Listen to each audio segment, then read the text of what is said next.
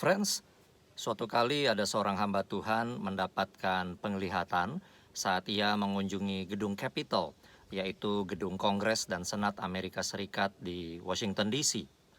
Hamba Tuhan ini sedang berdiri di ruang inaugurasi Presiden Amerika dan tampak penglihatan sebuah kapal perang sedang mendekat ke arahnya. Kapal itu bergerak mengikuti tangan beliau dan kapal-kapal perang lain di belakangnya juga mengikuti.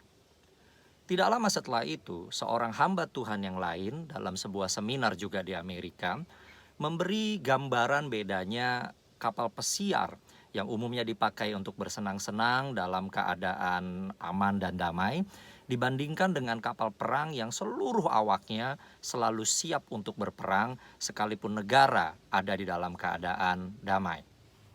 Hamba Tuhan yang kedua yang di seminar itu lalu menegur, "Gereja, Anda sedang berada di mana?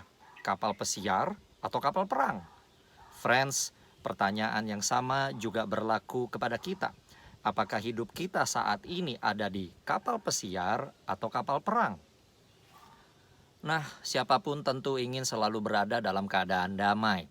Namun sebagai orang-orang yang percaya kepada Kristus, Tuhan meminta kita untuk selalu berjaga-jaga dan memakai seluruh perlengkapan senjata Allah guna melakukan peperangan rohani, yaitu melawan iblis dan roh-roh jahat di udara. Efesus 6 ayat 11-13. Semua ini kita lakukan dengan iman, yaitu bahwa kuasa Allah sanggup meruntuhkan benteng-benteng kekuatan si jahat. 2 Korintus 10 ayat 4. Kehidupan kita yang dipenuhi dengan berkat serta kebaikan dari Tuhan jangan sampai membuat kita mengira kita ada di dalam sebuah kapal pesiar, padahal sebenarnya kita ada di dalam sebuah kapal perang, yaitu kehidupan yang diperlengkapi Tuhan dengan seluruh persenjataan dan semua kebutuhan yang diperlukan untuk berperang rohani, yaitu berperang menghadapi semua pergumulan hidup dan serangan iblis. Sebuah kapal pesiar akan mengarungi lautan ketika cuaca baik. Ketika cuaca memburuk, maka kapal pesiar akan mencari pelabuhan terdekat dan berlindung di sana. Sangat berbeda dengan kapal perang. Sebuah kapal perang akan tetap melaksanakan tugasnya, mengarungi lautan, tidak peduli cuacanya baik atau buruk. Kapal perang akan tetap berperang, sekalipun ada cuaca yang tidak memungkinkan, ada ombak yang besar. Kenapa? Karena para awaknya tahu ada resiko bahaya yang jauh lebih besar bagi bangsa dan negeri mereka jika seluruh awak kapal itu menjadi pengecut dan tidak mau berperang dan cari aman saja. Salah satu admiral ternama di Angkatan Laut Amerika Serikat yang bernama Admiral Grace Hopper pernah berkata seperti ini, "A ship in port is safe, but that's not what ships are built for."